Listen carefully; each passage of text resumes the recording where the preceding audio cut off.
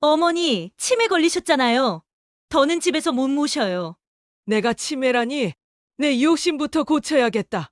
오늘 사연은 치매 걸린 시어머니의 재산을 노린 며느리. 하지만 모든 건 시어머니의 연기에서 시작된 반전 이야기입니다. 무료 버튼인 구독과 좋아요 꾹 눌러주세요. 여러분께는 큰 복과 좋은 기운으로 돌아올 거예요. 오늘도 평안하고 밝은 하루 되세요. 75세의 김순자는 평생을 살아온 시골 마을을 떠나 서울 아들 집으로 온 지 벌써 6달이 흘렀습니다. 아파트 15층 높은 곳에서 내려다보는 회색빛 도시 풍경은 여전히 낯설기만 했습니다. 창문 너머로 보이는 것이라곤 똑같이 생긴 아파트들 뿐이었고 그 사이로 바쁘게 오가는 자동차들의 소음만이 끊임없이 들려왔습니다. 시골에서는 아침이면 마당을 쓸고 텃밭에 물을 주며 이웃집 할머니들과 평상에 앉아 이런저런 이야기를 나누곤 했습니다. 오후에는 동네 정자에서 화투를 치기도 하고 저녁에는 마을 회관에서 다른 노인분들과 함께 운동도 했습니다. 하루하루가 바쁘고 충실했습니다. 하지만 이곳에서는 할 일이 없었습니다. 아들 경수는 아침 일찍 출근해서 밤늦게 들어오고 며느리 정미는 집안일을 혼자서 다 처리하겠다며 순자가 도우려 하면 정중히 거절했습니다. 어머니, 아침 드세요. 며느리 정미가 상을 차려주며 말했습니다. 겉으로 보기엔 참으로 효부다운 모습이었습니다. 하지만 순자는 그 말투 속에 숨어있는 차가운 기운을 놓치지 않았습니다. 마치 의무를 수행하는 듯한 진심 없는 친절함이었습니다. 고맙다. 순자는 짧게 대답했습니다. 시골에서는 마당에서 기른 채소로 직접 국을 끓이고 장독대에서 삭힌 김치를 꺼내 먹곤 했었는데 이제는 모든 것이 마트에서 사온 것들 뿐이었습니다. 맛도 예전 같지 않았고 무엇보다 정성이 느껴지지 않았습니다. 아침을 먹는 동안 순자는 시골에서의 추억을 떠올렸습니다. 매일 아침 닭장에서 갓 낳은 달걀을 가져와 후라이를 해먹던 기억, 뒷산에서 직접 따온 산나물로 무침을 만들어 먹던 기억들이 생생했습니다. 그때는 비록 가난했지만 마음만큼은 풍족했습니다. 어머니, 오늘도 날씨가 좋네요. 베란다에서 햇볕도 쬐시고 편히 쉬세요. 정미가 말했지만 순자에게는 마치 방에서 나오지 말고 조용히 있으라는 뜻으로 들렸습니다. 평생 부지런히 살아온 순자에게 이런 생활은 견디기 어려운 일이었습니다. 오후가 되자 순자는 거실에 앉아 텔레비전을 보고 있었습니다. 시골에서 키우던 강아지 보기가 생각났습니다. 보기는 순자가 어디를 가든 꼬리를 흔들며 따라다녔고 혼자 있을 때 좋은 벗이 되어 주었습니다. 하지만 아파트에서는 애완동물을 기를 수 없다며 보기를 이웃에게 맡기고 와야 했습니다. 그때 정미가 전화를 받으며 거실로 들어왔습니다. 네, 언니. 시어머님이요? 아, 그게 요즘 좀 이상해요. 자꾸 같은 말씀을 반복하시고 어제 한 얘기를 오늘 또 하시거든요. 순자는 귀를 기울였습니다. 정미는 순자가 듣고 있는 줄 모르고 계속 전화로 이야기했습니다. 어머님 연세도 있으시고 요즘 들어 깜빡깜빡 하시는 것 같아요. 혹시 치매 초기 증상은 아닌지 걱정되더라고요. 순자는 깜짝 놀랐습니다. 자신이 치매라니요. 물론 나이가 들면서 가끔 깜빡하는 일이 있기는 했지만 치매라고 할 정도는 아니었습니다. 하지만 정미는 마치 이미 결론을 내린 것처럼 말하고 있었습니다. 전화를 끝낸 정미가 순자에게 다가왔습니다. 어머니, 요즘 어떠세요? 머리가 좀 흐린 느낌 없으세요? 어제도 똑같은 시골 얘기를 3번이나 하셨거든요. 순자는 당황했습니다. 시골 이야기를 여러 번 했던 것 같기는 한데 그게 그렇게 이상한 일인가요? 나이 든 사람이 옛날 이야기를 반복하는 것은 자연스러운 일 아닌가요? 그런가? 나도 모르게 그랬나 보구나. 순자가 조심스럽게 대답했습니다. 하지만 정미의 표정에서 뭔가 계산적인 기색을 느꼈습니다. 마치 순자의 대답을 기다리고 있었다는 듯한 표정이었습니다. 그날 저녁 식사 때도 마찬가지였습니다. 가족들이 모인 자리에서 정미가 또다시 입을 열었습니다. 여보, 어머님이 요즘 같은 말씀을 자꾸 반복하세요. 기억력이 예전 같지 않으신 것 같아요. 경수가 걱정스러운 표정을 지었습니다. 어머니, 정말 괜찮으세요? 혹시 불편한 데 없으시고요? 순자는 아들의 진심 어린 걱정을 느꼈지만 동시에 정미의 시선도 느꼈습니다. 정미는 마치 순자의 반응을 예의주시하고 있는 것 같았습니다. 아니다, 괜찮다. 그냥 나이가 들다 보니 그런 것 같구나. 순자는 일부러 담담하게 대답했습니다. 하지만 속으로는 불쾌했습니다. 며느리가 자신을 치매 환자 취급하는 것도 기분 나빴지만 더욱 기분 나쁜 것은 그런 이야기를 아들 앞에서 버젓이 한다는 것이었습니다. 그날 밤 순자는 잠자리에 누워서 생각했습니다. 정미의 태도가 예전과 달라진 것을 느꼈습니다.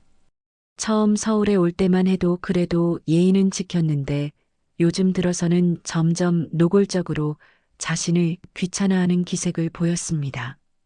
내가 정말 치매인가? 아니면 정미가 나를 그렇게 몰고 가려는 건가? 순자는 혼잣말을 중얼거렸습니다. 그러다 문득 결심이 섰습니다. 좋아. 내가 나를 어떻게 생각하는지 제대로 보자. 내 속마음이 뭔지 내가 확인해 보겠다.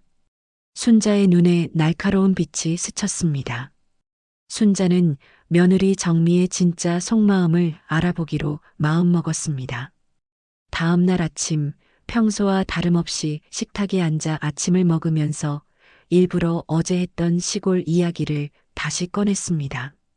우리 시골집 뒤편에 감나무가 있었는데 가을이면 감이 주렁주렁 열려서 참 좋았어. 이웃들하고 나눠 먹기도 하고 말이야. 정미가 수저를 놓으며 한숨을 쉬었습니다. 어머니, 그 얘기 어제도 하셨잖아요. 벌써 며칠째 같은 이야기만 반복하세요. 순자는 일부러 당황한 척했습니다. 그랬나? 어제도 했었나? 아, 나도 모르게 그랬구나. 정미의 눈에 묘한 빛이 스쳤습니다. 마치 역시 그렇다는 듯한 표정이었습니다. 순자는 그 표정을 놓치지 않았습니다. 정미는 순자의 대답을 듣고 나서 만족스러운 듯 고개를 끄덕였습니다. 점심때도 순자는 똑같은 패턴을 반복했습니다. 시골에서 기르던 닭 이야기, 텃밭에서 기르던 배추 이야기를 또다시 꺼냈습니다. 정미는 점점 노골적으로 짜증을 내기 시작했습니다. 어머니, 정말 그 이야기 몇 번째세요? 아침에도 똑같은 얘기 하셨잖아요. 요즘 정신이 좀 흐린 것 같으세요. 그랬나? 미안하다. 늙으니까 자꾸 깜빡하네. 순자는 미안한 척하면서도 속으로는 정미의 반응을 자세히 관찰했습니다. 정미는 더 이상 예의를 지키려 하지 않았습니다. 오히려 순자가 정말 치매에 걸린 것처럼 확신하는 듯한 모습을 보였습니다. 오후에 순자가 거실에서 텔레비전을 보고 있는데 정미가 전화를 받았습니다. 이번에는 친정 어머니와 통화하는 것 같았습니다. 엄마, 시어머님이 정말 이상해. 자꾸 같은 말만 반복하시고 기억력이 완전히 가신 것 같아. 이러다가 정말 치매되는 거 아닌가 싶어서 걱정이야. 순자는 귀를 쫑긋 세웠습니다. 정미의 목소리에는 걱정보다는 오히려 기대감 같은 것이 섞여 있었습니다. 응, 맞아. 이런 식으로 계속 집에서 모실 수는 없잖아. 남편한테도 슬슬 얘기해 봐야겠어. 순자는 정미의 말을 들으며 점점 확신이 섰습니다. 정미는 진짜로 자신을 걱정하는 것이 아니라 뭔가 다른 목적이 있는 것 같았습니다. 며칠 후 큰아버지 댁에서 제사가 있었습니다. 친척들이 모두 모인 자리에서 정미는 기회를 놓치지 않았습니다. 순자가 화장실에 간 사이에 작은 목소리로 친척들에게 말했습니다. 요즘 어머님이 많이 이상하세요. 같은 말을 계속 반복하시고 방금 전에 한 얘기도 기억 못 하세요. 친척들이 놀란 표정을 지었습니다. 그래, 순자 고모가? 네, 처음에는 단순히 깜빡하시는 건가 했는데 갈수록 심해지는 것 같아요. 혹시 치매 초기 증상이 아닌가 싶어서 걱정이에요. 친척들은 서로 눈치를 보며 수군거렸습니다. 그때 순자가 화장실에서 돌아왔습니다. 친척들은 순자를 보며 안쓰러운 표정을 지었습니다. 순자 고모님, 요즘 몸은 어떠세요? 응, 그냥 그렇게 지내고 있어. 순자는 평범하게 대답했지만 친척들의 시선이 예전과 다르다는 것을 느꼈습니다. 마치 아픈 사람을 보는 듯한 동정 어린 시선이었습니다. 식사를 하는 동안에도 친척들은 순자를 유심히 지켜봤습니다. 순자가 평범한 이야기를 해도 서로 의미심장한 눈빛을 주고받았습니다. 순자 고모님, 시골 생활이 그리우시죠? 도시 생활에 적응하기 힘드시겠어요. 그렇지, 시골이 좋았어. 마당도 넓고 공기도 좋고. 순자가 대답하자 친척들이 또 서로 눈치를 보았습니다. 정미가 미리 귀띔을 했기 때문에 순자의 평범한 대답도 치매 증상처럼 보이는 것 같았습니다. 제사가 끝나고 집으로 돌아오는 길에 정미는 경수에게 말했습니다. 여보, 보셨죠? 친척분들도 다 눈치채셨어요. 어머님 상태가 예전 같지 않다는 걸요. 경수는 고개를 끄덕이며 걱정스러워했습니다. 그런 것 같긴 해. 어머니께서 요즘 같은 얘기를 자주 반복하시니까. 집에 돌아온 후 순자는 거실에 앉아 있었습니다. 친척들이 자신을 보는 시선이 계속 머릿속에 맴돌았습니다. 특히 작은 고모가 마지막에 한 말이 귀에 선했습니다. 이제 연세가 있으시니까 몸 관리 잘하세요. 건강이 최고예요. 그 말 속에는 나이 들어서 치매가 온 것도 어쩔 수 없는 일이라는 뜻이 담겨 있었습니다. 순자는 화가 났습니다. 정미가 친척들에게 무슨 말을 했기에 모든 사람이 자신을 그런 시선으로 보는 걸까요? 저녁 시간이 되자 온 가족이 모였습니다. 손녀 지연이도 학교에서 돌아와 식탁에 앉았습니다. 할머니, 오늘 친척분들 만나서 어떠셨어요? 응, 오랜만에 봐서 좋았어. 순자가 대답하자 정미가 끼어들었습니다. 어머님, 오늘 작은 고모님한테 같은 얘기를 3번이나 하셨잖아요. 시골 감나무 이야기 말이에요. 순자는 깜짝 놀랐습니다. 실제로는 그런 일이 없었는데 정미가 거짓말을 하고 있었습니다. 그랬나? 나는 기억이 안 나는데. 순자는 일부러 당황한 척했습니다. 정미의 거짓말을 확인하고 싶었기 때문입니다. 봐요, 이런 식이에요. 방금 전 일도 기억 못 하세요. 정미는 마치 증거를 제시하는 것처럼 말했습니다. 경수와 지연이도 걱정스러운 표정을 지었습니다. 그날 밤 순자는 혼자 방에 앉아 생각에 잠겼습니다. 정미의 행동이 점점 의심스러워졌습니다. 오늘은 아예 거짓말까지 했습니다. 순자는 정말로 같은 이야기를 3번 하지 않았는데 정미는 그랬다고 거짓말을 했습니다. 정미가 왜 이러는 걸까? 정말 내 건강을 걱정해서 하는 행동일까? 순자는 점점 확신이 섰습니다. 정미에게는 분명히 다른 목적이 있었습니다. 그래, 내가 진짜 치매라고 믿게 해주마. 내 속내가 뭐인지 내가 밝혀내야지. 순자는 혼잣말을 중얼거리며 결심을 굳혔습니다. 순자는 다음 날부터 본격적으로 연기를 시작했습니다. 정미가 어떤 속셈을 가지고 있는지 확인하기 위해서였습니다. 아침 식사 때부터 일부러 멍한 표정을 지으며 허공을 바라보았습니다. 어머니, 식사하세요. 정미가 말했지만 순자는 마치 듣지 못한 것처럼 계속 창밖을 바라보았습니다. 정미가 다시 한번 불렀을 때서야 고개를 돌렸습니다. 응? 뭐라고 했지? 식사하시라고 했어요. 아, 그래. 미안하다. 순자는 일부러 어리둥절한 표정을 지었습니다. 정미의 얼굴에 미묘한 만족감이 스쳤습니다. 마치 자신의 예상이 맞아떨어지고 있다는 듯한 표정이었습니다. 식사를 마친 후 순자는 일부러 같은 자리에서 일어났다 앉았다를 반복했습니다. 마치 무엇을 하려다가 잊어버린 것처럼 행동했습니다. 어머니, 어디 가시려고 하세요? 응? 아, 그냥. 뭘 하려고 했는데 깜빡했네. 정미는 순자의 행동을 유심히 지켜보았습니다. 그리고는 만족스러운 듯 고개를 끄덕였습니다.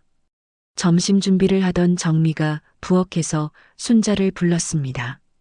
어머니, 잠깐만 이리 와보세요. 순자는 부엌으로 갔다가 거실로 돌아왔습니다. 그리고 몇 분 후 다시 부엌 쪽으로 향했습니다. 정미가 이상하다는 듯 바라보았습니다. 어머니, 어디 가세요? 응? 너가 부르지 않았나? 부엌으로 오라고 했잖아. 이미 다녀가셨잖아요. 방금 전에 와서 냄비 좀 치워달라고 부탁드렸는데요. 순자는 일부러 당황한 표정을 지었습니다. 그랬나? 기억이 안 나네. 미안하다. 정미는 순자를 자세히 관찰했습니다. 순자가 정말 기억하지 못하는 것 같다고 확신하는 듯 했습니다.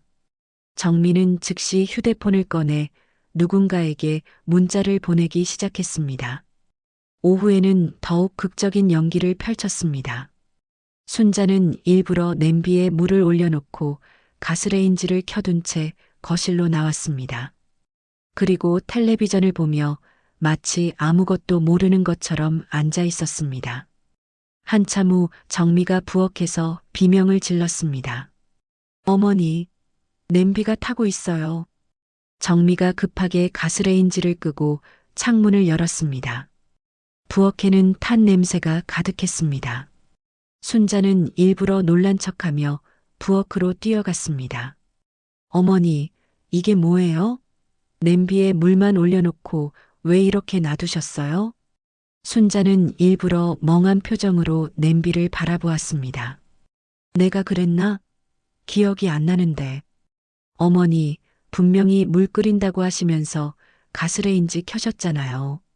그리고 거실로 나가셨고요. 그런가? 나는 전혀 기억이 안 나는구나. 정미의 표정이 심각해졌습니다. 이번에는 단순한 건망증이 아니라 위험한 상황까지 벌어진 것입니다. 정미는 즉시 경수에게 전화를 걸었습니다. 여보, 큰일 났어요. 어머님이 냄비를 올려놓고 가스레인지를 켜둔 채 잊어버리셨어요. 냄비가 다 타버렸어요. 전화 너머로 경수의 놀란 목소리가 들렸습니다. 정말요? 어머니가 그러실 리가. 다치신 곳은 없어요? 다행히 제가 빨리 발견해서 큰 사고는 안 났지만 이런 식으로는 정말 위험해요. 언제 화재가 날지 몰라요. 순자는 정미의 전화 내용을 들으며 정미의 반응을 관찰했습니다. 정미의 목소리에는 걱정보다는 오히려 기대감 같은 것이 섞여 있었습니다. 어머님 상태가 생각보다 심각한 것 같아요. 이제 혼자 두기가 무서워요. 정미는 계속해서 순자의 상태를 부풀려서 설명했습니다. 마치 이런 상황을 기다려왔다는 듯한 톤이었습니다. 저녁에 경수가 집에 돌아오자마자 순자에게 달려왔습니다. 어머니, 괜찮으세요? 오늘 무슨 일이 있었다면서요? 무슨 일? 별일 없었는데? 순자는 일부러 기억하지 못하는 척했습니다. 냄비를 태우셨다면서요. 가스레인지를 켜놓고 잊어버리셨다고. 그런 일이 있었나? 나는 전혀 모르겠는데. 경수의 표정이 어두워졌습니다. 아들의 진심 어린 걱정을 보며 순자는 잠시 마음이 아팠지만 정미의 진짜 속마음을 알아내기 위해서는 어쩔 수 없다고 생각했습니다. 어머니, 혹시 머리가 아프시거나 어지러우세요? 요즘 너무 자주 깜빡하시는 것 같아서요. 아니다. 별로 아픈 데는 없어. 그냥 나이가 들어서 그런가 보다. 손녀 지연이도 걱정스러운 표정으로 다가왔습니다. 할머니, 정말 괜찮으세요? 학교에서 친구들이 그러는데 치매 초기에는 가스레인지 끄는 걸 자주 잊어버린다고 하더라고요. 순자는 손녀까지 걱정하는 모습을 보며 미안한 마음이 들었지만 이미 시작한 일이라 계속 연기를 이어갔습니다. 그날 밤 정민은 경수와 심각한 대화를 나누었습니다. 순자는 방문을 살짝 열어놓고 그들의 대화를 엿들었습니다. 여보, 어머님 상태가 정말 심각해진 것 같아요. 오늘 일은 정말 위험했어요. 만약 제가 늦게 발견했다면 큰 화재가 날 뻔했어요. 그러게. 어머니가 그런 실수를 하실 줄은 몰랐는데 이제 혼자 두기가 무서워요. 언제 또 무슨 일이 벌어질지 모르잖아요. 우리가 외출한 사이에 사고라도 나면 어떻게 해요? 정미의 목소리에는 걱정보다는 짜증이 더 많이 섞여 있었습니다. 그렇다면 어떻게 해야 할까요? 병원에 한번 모셔가 봐야 할 것 같아요. 정확한 진단을 받아보시고요.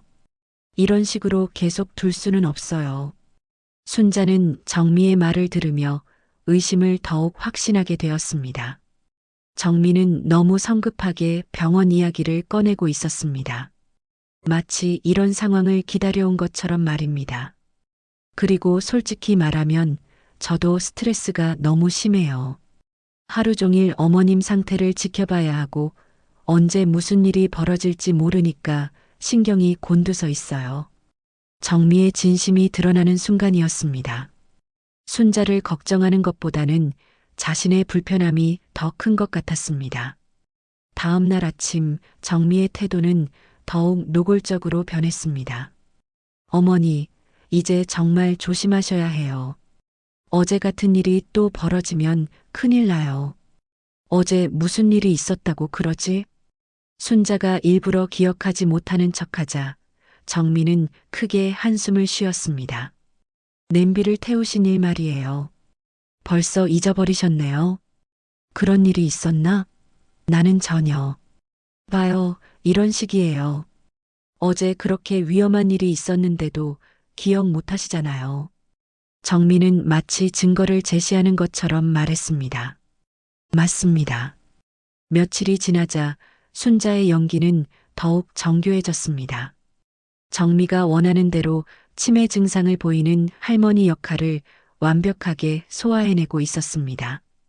그러자 정미의 태도도 점점 더 노골적으로 변하기 시작했습니다. 어느 날 오후 순자가 방에서 낮잠을 자는 척하고 있을 때였습니다. 정미가 베란다에서 전화를 받는 소리가 들렸습니다. 순자는 귀를 기울여 들어보았습니다. 네, 변호사님. 말씀드렸던 그 건으로 전화드린 거예요. 순자는 깜짝 놀랐습니다. 변호사라니요. 정미가 왜 변호사와 통화를 하고 있는 걸까요? 시어머님 땅명에 변경하는 절차 좀 알아보고 싶어서요. 요즘 치매 증상이 심해지셔서 미리 준비해 두려고요. 순자의 심장이 쿵 떨어지는 것 같았습니다. 땅명의 변경이라니요. 그것도 치매를 핑계로 말입니다. 순자는 숨을 죽이고 계속 들었습니다. 네, 맞아요. 가스레인지 켜놓고 잊어버리시고 방금 전 일도 기억 못하세요. 같은 말만 계속 반복하시고요. 정미는 순자의 상태를 자세히 설명하고 있었습니다.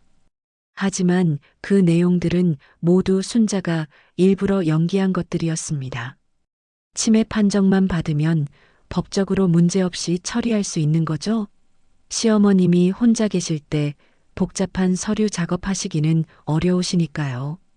순자는 분노로 온몸이 떨렸습니다. 정미가 자신의 재산을 노리고 있었던 것입니다. 그것도 치매라는 거짓 진단을 이용해서 말입니다. 토지가 꽤 넓어서 처분하면 상당한 금액이 나올 거예요. 시어머님 치료비나 요양원 비용으로 쓸 수 있고요. 정미의 목소리에는 계산적인 냉정함이 가득했습니다. 순자의 치료를 위해서라고 말하지만 사실은 자신의 이익을 위한 것이라는 게 뻔히 보였습니다. 네, 시골의 논밭이 합쳐서 1000평 정도 되는 걸로 알고 있어요. 요즘 그 지역 개발로 땅값이 많이 올랐다고 하더라고요. 순자는 주먹을 불끈 쥐었습니다. 그 땅은 순자가 젊은 시절부터 평생에 걸쳐 조금씩 사모은 소중한 재산이었습니다. 남편과 함께 고생하며 한 평 한 평 늘려간 땅이었습니다. 치매 진단서만 나오면 바로 절차 진행할 수 있게 서류 미리 준비해 주세요.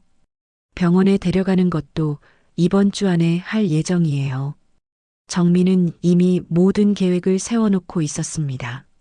순자를 병원에 데려가 치매 진단을 받게 하고 그 진단서로 땅 명의를 바꾸려는 것이었습니다. 네, 알겠습니다. 그럼 연락 기다리고 있을게요. 통화를 마친 정미가 베란다에서 나왔습니다. 순자는 재빨리 눈을 감고 자는 척했습니다.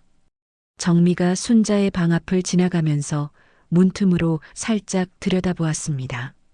잘 주무시고 계시네. 정미가 중얼거리며 지나갔습니다.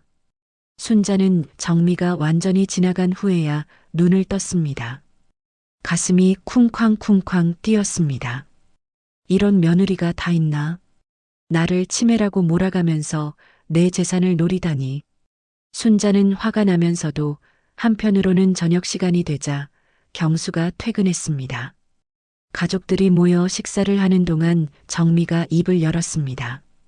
여보, 어머님을 이번 주에 병원에 한번 모셔가야겠어요. 요즘 상태가 많이 안 좋아지신 것 같아요.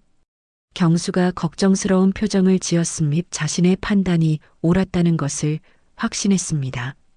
처음에 정미의 태도가 이상하다고 느꼈을 때부터 뭔가 속셈이 있다고 생각했는데 정말 그랬던 것입니다. 그래. 그럼 큰 병원으로 가서 정확한 검사를 받아보는 게 좋겠다. 네, 그리고 어머님 건강도 걱정이지만 현실적인 문제도 생각해 봐야 할 것 같아요.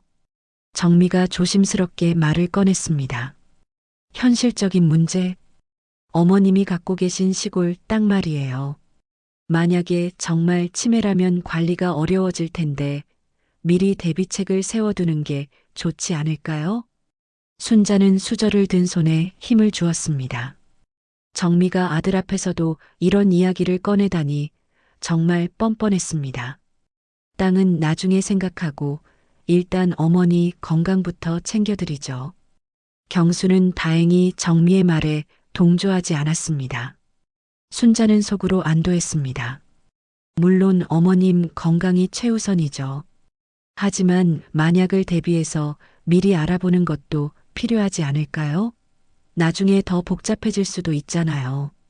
정미는 포기하지 않고 계속 땅 이야기를 꺼냈습니다. 그런 걱정은 진단 결과 나온 후에 하자. 경수가 단호하게 말하자 정미는 더 이상 말하지 않았습니다. 하지만 표정으로 봐서는 만족스럽지 않아 하는 것 같았습니다. 그날 밤 순자는 잠들지 못하고 생각에 잠겼습니다. 정미의 계획이 점점 구체화되고 있었습니다. 병원에 데려가서 치매 진단을 받게 하고 그 진단서로 땅 명의를 바꾸려는 것이었습니다. 이제 정미의 진짜 목적을 확실히 알았어. 내가 치매인 척 연기를 시작한 게 오히려 잘된 일이구나. 순자는 이제 더욱 확신을 가지고 계획을 세우기 시작했습니다. 정미가 어디까지 갈 수 있는지, 얼마나 뻔뻔할 수 있는지 끝까지 지켜보기로 했습니다. 그리고 적절한 때에 모든 것을 드러내 정미의 계획을 무너뜨리기로 결심했습니다. 다음 날 아침 정미는 또 다른 전화를 받았습니다. 이번에는 부동산 중개업소인 것 같았습니다. 네, 땅 시세 좀 알아보고 싶어서요. 급하게 처분해야 할 일이 생겨서요. 순자는 정미의 치밀한 계획에 소름이 돋았습니다. 이미 땅을 팔 준비까지 하고 있었던 것입니다. 며칠 후 정미는 순자를 병원에 데려가겠다고 말했습니다.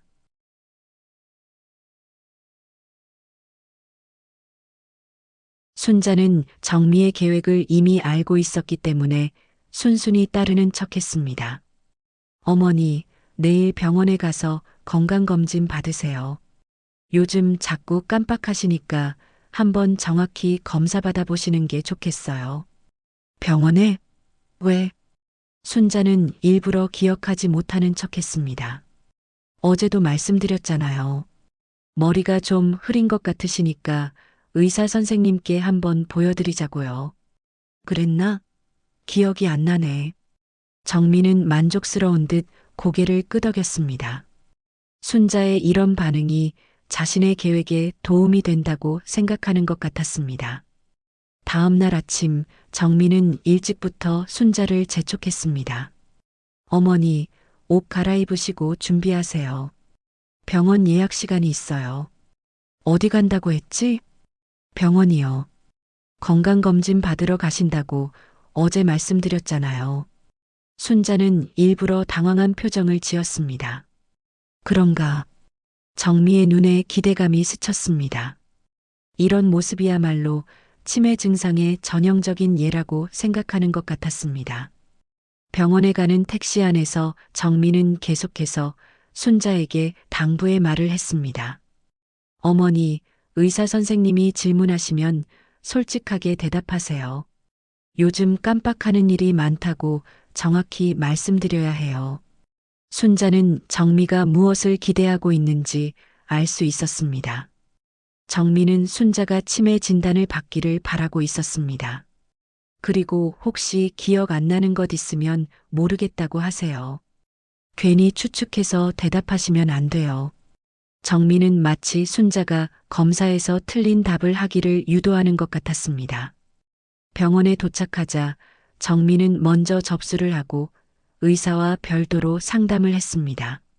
순자는 대기실에 앉아서 정미가 의사에게 무슨 말을 하는지 궁금했습니다. 한참 후 정미가 나와서 말했습니다. 어머니, 의사 선생님이 간단한 검사를 해보자고 하세요. 기억력 테스트 같은 거라고 하니까 너무 긴장하지 마세요. 순자는 진료실에 들어가 의사와 마주 앉았습니다. 의사는 50대 중반쯤 되어 보이는 남자였고 친절한 표정으로 순자를 바라보았습니다. 안녕하세요, 어르신. 며느님께서 요즘 기억력에 문제가 있으시다고 하시는데 어떠세요? 순자는 잠시 고민했습니다. 정말 치매인 척 연기를 해야 할까요? 하지만 정미의 진짜 목적을 생각하면 다른 방법이 없었습니다. 글쎄요, 요즘 자꾸 깜빡깜빡해서요. 그래요? 어떤 것들을 깜빡하시는지 구체적으로 말씀해 주세요. 순자는 일부러 답답한 표정을 지으며 대답했습니다. 아침에 뭘 먹었는지 기억이 안 나고 같은 말을 반복한다고 하더라고요. 그런데 제가 그런 줄 몰랐어요. 의사가 고개를 끄덕이며 메모를 했습니다. 오늘이 몇 월 며칠인지 아세요? 순자는 정미가 기대하는 대로 일부러 틀린 대답을 했습니다. 추석이지? 의사가 놀란 표정을 지었습니다. 추석이요? 지금 계절이 어떻게 되죠? 글쎄요. 가을인가? 아니면 겨울? 실제로는 여름이었습니다. 순자는 일부러 완전히 다른 계절을 말했습니다. 현재 대통령이 누구인지 아세요? 지금 대통령이 글쎄요. 이름이 갑자기 생각이 안 나네요. 의사는 더욱 심각한 표정을 지었습니다. 어르신, 지금 어디에 계신지 아세요? 우리 집. 아니지, 시골집인가? 순자는 계속해서 엉뚱한 대답을 했습니다. 하지만 너무 심하게 틀리면 의심받을 수 있으니 적당히 조절했습니다. 간단한 계산을 해볼까요? 100에서 7을 빼면 얼마죠? 100에서 7을. 90? 그럼 90에서 7을 또 빼면요? 잘 모르겠어요. 순자는 일부러 헷갈리는 척했습니다. 사실 간단한 계산이었지만 치매 환자처럼 행동해야 했습니다. 의사는 여러 가지 질문을 더했고 순자는 일관되게 엉뚱한 대답을 했습니다. 검사가 끝난 후 의사는 정미를 불러서 함께 상담을 했습니다. 며느님, 어머님 상태가 치매 초기 증상과 상당 부분 일치합니다. 인지 기능이 상당히 저하되어 있어요. 순자는 진료실 밖에서 그들의 대화를 엿들었습니다. 그럼 정말 치매인가요? 정미의 목소리에는 걱정보다는 기대감이 섞여 있었습니다. 더 정밀한 검사를 해봐야겠지만 초기 치매 가능성이 높습니다. 오늘 간단한 인지검사만으로도 여러 문제점이 발견되었어요. 그럼 진단서도 받을 수 있나요?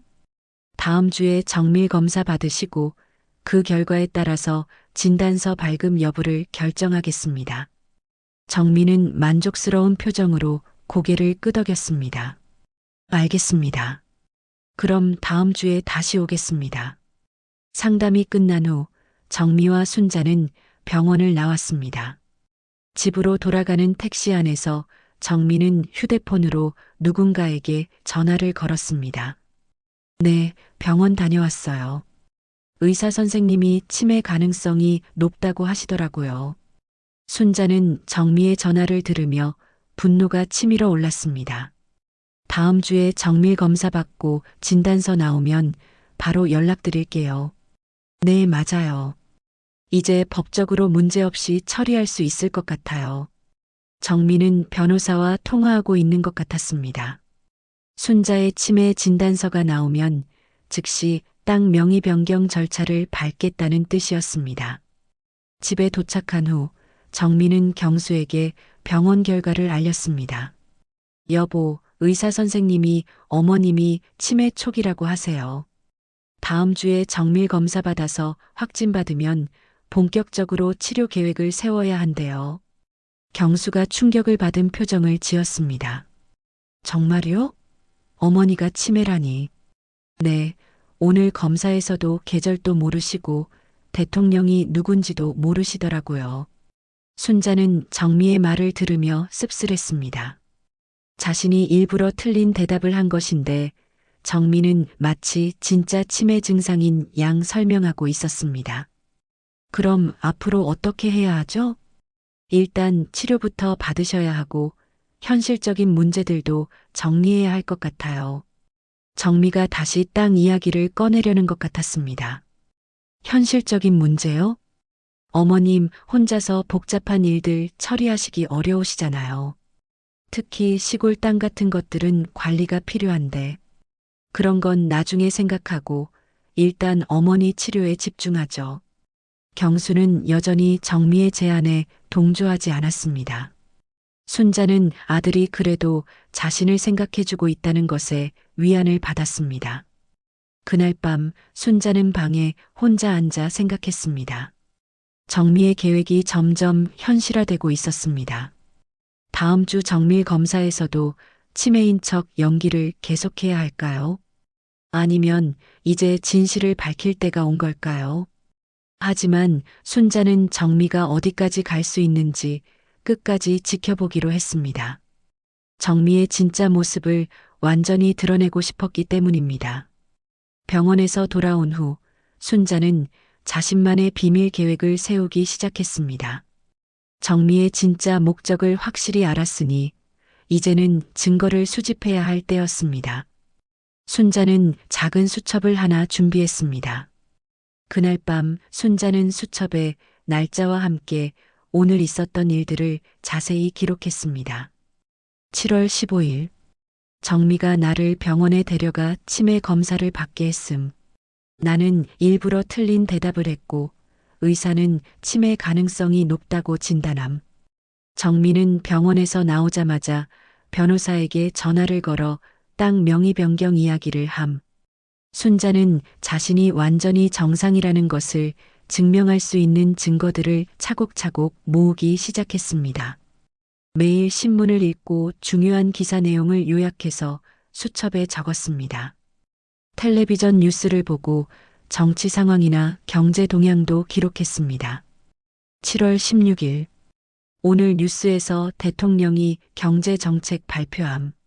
물가 상승률 3%. 날씨는 맑음. 정미가 또 부동산 중개업소에 전화함. 다음 날 아침 정미는 순자에게 말했습니다. 어머니, 다음 주 화요일에 병원 가서 정밀 검사 받기로 했어요. 기억하고 계세요? 순자는 일부러 멍한 표정을 지었습니다. 병원? 왜 또 가야 하지? 어제 갔다 왔잖아요. 의사 선생님이 더 자세한 검사를 받아보자고 하셨다고요. 그랬나? 기억이 안 나네. 정미는 만족스러운 표정을 지었습니다. 하지만 순자는 속으로 모든 것을 기억하고 있었습니다. 그날 오후 순자는 정미가 외출한 사이에 중요한 발견을 했습니다. 정미가 서재에서 전화 통화를 할 때 적어놓은 메모를 발견한 것입니다. 메모에는 변호사 이름과 전화번호, 그리고 토지 명의 변경 마이너스 침해 진단서 필요, 부동산 시세 확인, 요양원 비용 알아보기 등이 적혀 있었습니다. 순자는 그 메모를 자신의 휴대폰으로 사진을 찍었습니다. 그리고 수첩에도 그 내용을 자세히 기록했습니다. 7월 17일 정미의 메모 발견. 변호사 김모 씨 전화번호까지 적혀 있음. 토지 명의 변경과 요양원 관련 계획이 구체적으로 적혀 있음. 사진으로 증거 남김. 며칠 후 정미는 또 다른 전화를 받았습니다. 이번에는 요양원에서 온 전화인 것 같았습니다. 네, 치매 환자 입소 관련해서 문의드렸던 건데요. 비용이 한 달에 얼마나 되나요? 순자는 깜짝 놀랐습니다. 정미가 벌써 요양원까지 알아보고 있다니요. 아, 그 정도면 충분히 감당할 수 있을 것 같아요. 시골에 땅이 있어서 그걸 처분하면 당분간은 문제 없을 것 같거든요. 정미는 순자의 땅을 팔아서 요양원 비용을 댈 계획까지 세우고 있었습니다. 네, 치매 진단서 나오는 대로 바로 연락드릴게요. 미리 자리 확보해 주세요. 순자는 이 모든 대화를 수첩에 기록했습니다. 날짜와 시간, 그리고 정미가 한 말들을 정확히 적어두었습니다. 그날 저녁 경수가 집에 돌아왔을 때 정미가 말했습니다. 여보, 어머님 상태를 생각해서 요양원도 알아봤어요. 경수가 놀란 표정을 지었습니다. 요양원? 너무 성급한 것 아닌가? 아니에요. 우리가 나간 사이에 또 무슨 사고라도 나면 어떻게 해요?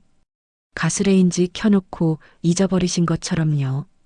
정미는 계속해서 순자를 요양원에 보내야 한다고 주장했습니다. 그리고 솔직히 저도 스트레스가 너무 심해요. 하루 종일 어머님 상태를 지켜봐야 하니까 신경이 곤두서 있거든요. 순자는 정미의 말을 들으며 화가 났습니다. 자신을 걱정하는 척하면서도 결국은 귀찮아한다는 속마음을 드러내고 있었습니다. 요양원은 좀 더 신중하게 생각해 봅시다. 어머니 의견도 들어봐야 하고. 경수는 여전히 정미의 제안에 동조하지 않았습니다. 어머님 의견이라고 해도 지금 상태로는 제대로 판단하실 수 있을까요? 어제 있었던 일도 기억 못 하시는데요. 정미는 포기하지 않고 계속 설득했습니다. 주말이 되자 순자는 더욱 적극적으로 증거를 수집했습니다. 정미가 장을 보러 나간 사이에 서재에 있는 서류들을 살펴보았습니다. 그곳에서 순자는 충격적인 발견을 했습니다. 정미가 이미 부동산 중개업소에서 받은 시세조사서가 있었던 것입니다. 순자의 시골 땅이 생각보다 훨씬 비싸게 평가되어 있었습니다. 현재 시세 기준 평당 50만 원, 총 1000평이면 5억 원 정도 예상. 순자는 놀랐습니다. 자신이 가지고 있는 땅이 그렇게 비싼 줄 몰랐습니다.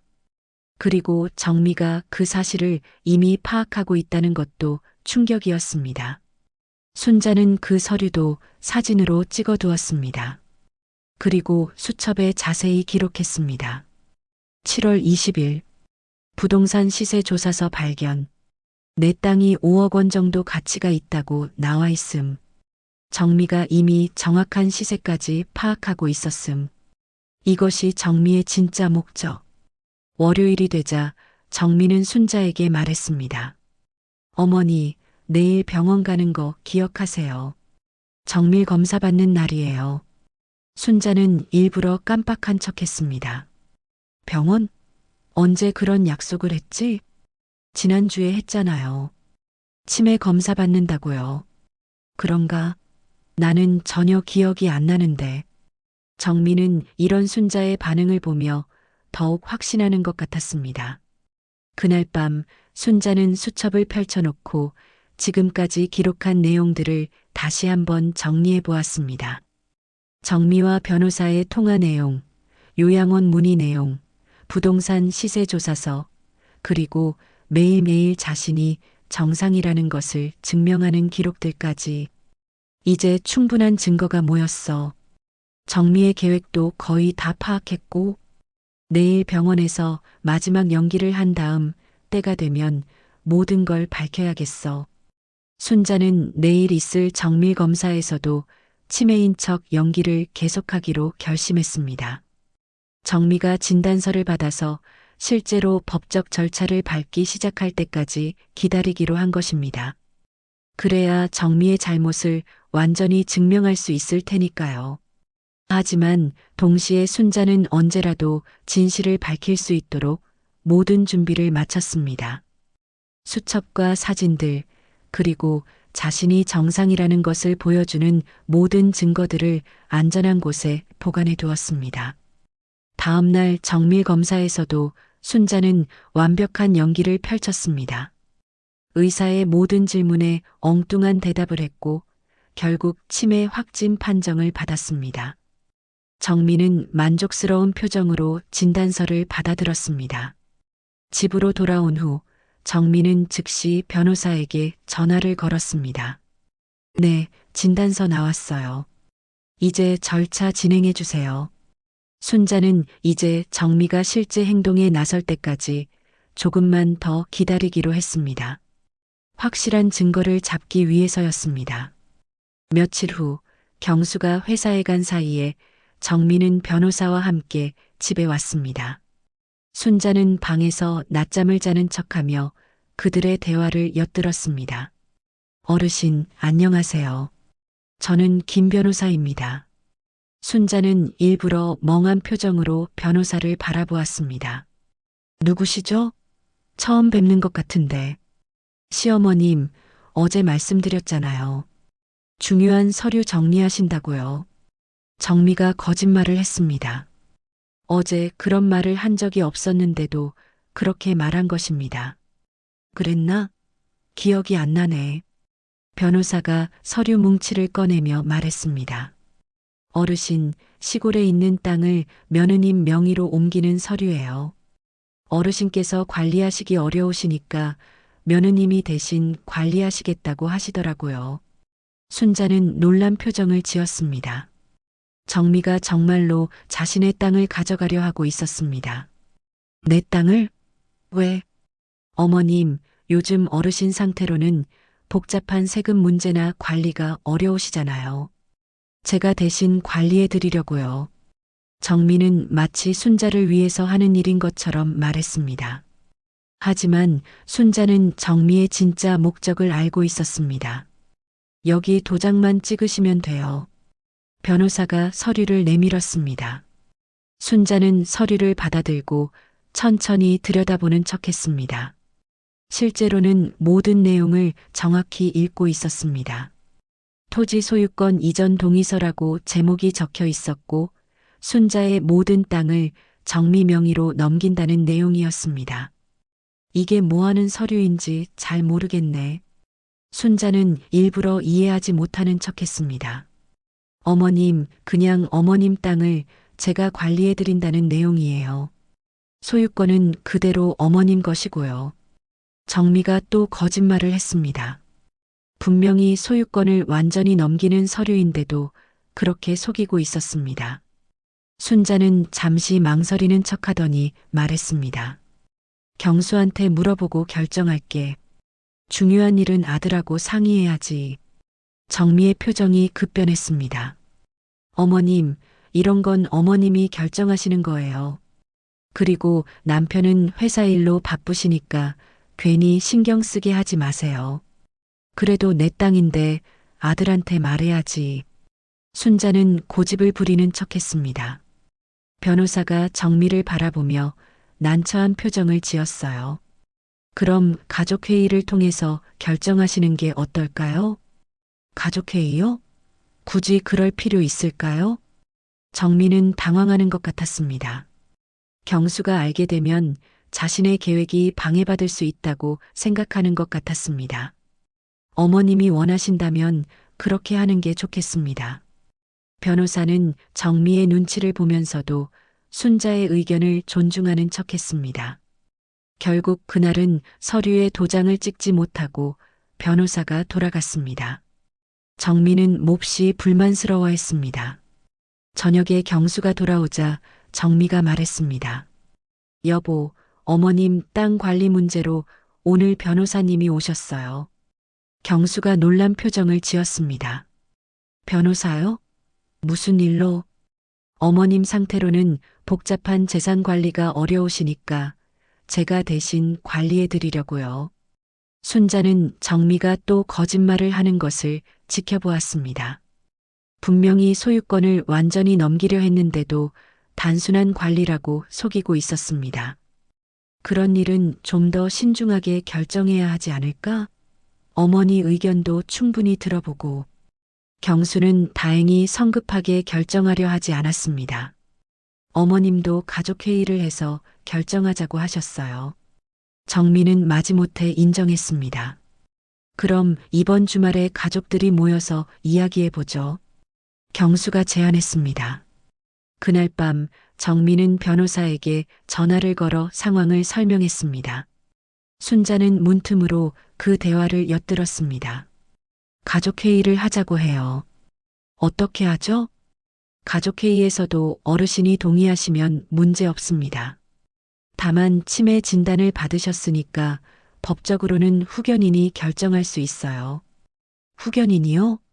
네, 며느님이 후견인 신청을 하시면 어르신을 대신해서 재산 관리를 할 수 있습니다. 순자는 깜짝 놀랐습니다. 정미가 이런 것까지 알아보고 있었다니요. 그럼 그 방법으로 진행할까요? 일단 가족회의를 해보시고 그래도 안 되면 그 방법을 쓰시죠. 주말이 되자 온 가족이 모였습니다. 경수와 정미, 손녀 지연이 그리고 순자까지 거실에 앉았습니다. 어머니 땅 문제에 대해서 이야기해 보려고 해요. 경수가 회의를 시작했습니다. 정미가 입을 열었습니다.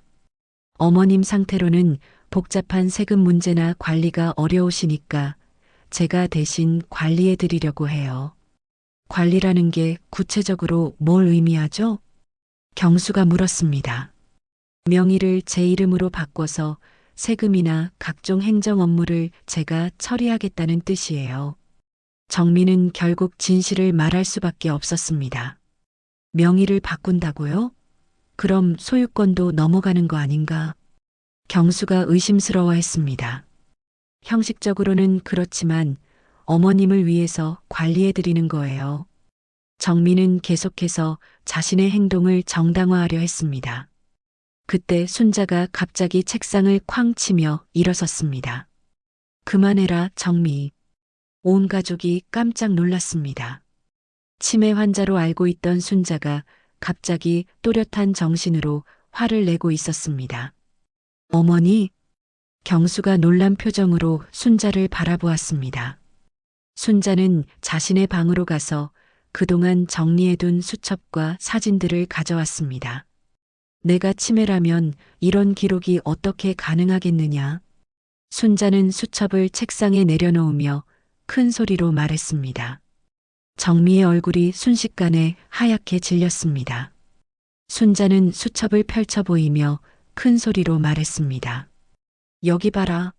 7월 15일부터 오늘까지 매일매일 기록한 것들이다. 신문 기사 내용, 뉴스 요약, 날씨, 그리고 정미 내가 한 모든 짓들까지.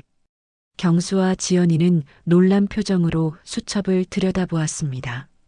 거기에는 정말로 매일의 상황이 자세하고 정확하게 기록되어 있었습니다. 어머니, 이게 뭐예요? 치매인데 어떻게 이런 기록을?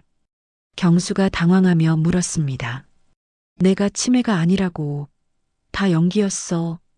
순자는 휴대폰을 꺼내 정미가 변호사와 통화하는 모습을 찍은 사진들을 보여주었습니다. 이것 봐라. 정미가 변호사한테 내 땅 명의 변경하겠다고 미리 상의한 증거야. 그리고 이건 부동산 시세 조사서야. 내 땅이 5억 원 가치가 있다는 걸 벌써 다 알아봤더라고. 정미는 얼굴이 새하얗게 질린 채 말을 잇지 못했습니다. 순자는 계속해서 증거들을 제시했습니다. 그리고 이건 요양원에 전화해서 내 입소 비용 문의한 것도 다 기록해놨어. 내 땅 팔아서 요양원 비용 낼 계획까지 다 세워놨더라고. 경수의 표정이 점점 심각해졌습니다. 정미, 이게 정말이야? 정미는 한참 동안 말을 못하다가 겨우 입을 열었습니다. 그게 아니라 정말 어머님을 위해서. 거짓말 그만해. 순자가 소리쳤습니다. 내가 변호사한테 한 말 내가 다 들었어. 치매 진단서만 나오면 법적으로 문제없이 처리할 수 있다고 했잖아. 그게 나를 위해서 하는 일이야? 순자는 수첩에서 정미와 변호사의 통화 내용을 정확히 기록한 페이지를 펼쳐 보였습니다. 여기 다 적어놨어. 날짜, 시간, 내가 한 말까지 전부 다. 경수가 수첩을 자세히 들여다보더니 정미를 바라보았습니다. 정미, 정말 이런 일을 계획하고 있었어?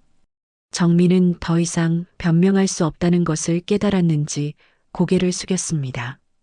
손녀 지연이가 조용히 말했습니다.